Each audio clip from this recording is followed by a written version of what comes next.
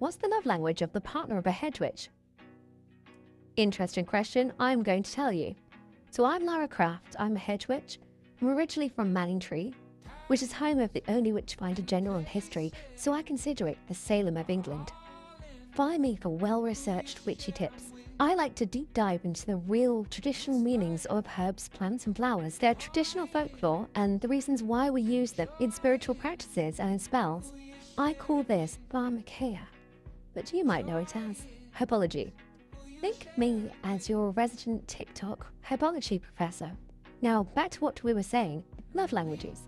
Even in sunny Suffolk we've had ice and snow, and given what you know about me already, you can imagine that one of my top favourite witchy ingredients is mandrake.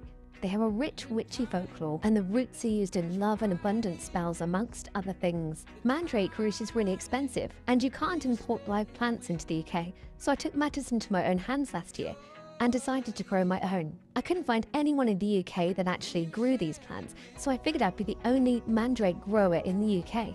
The thing is, it can be quite challenging to grow mandrake.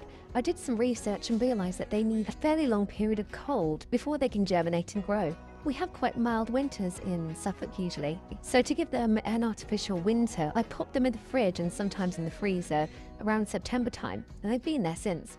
I didn't realise my husband was paying so much attention, other than getting a bit exasperated by the fact the mandrakes were taking up most of the fridge. But I realised that his love language must be acts of service, because as soon as it started to snow, I heard some excited shrieks coming from outside.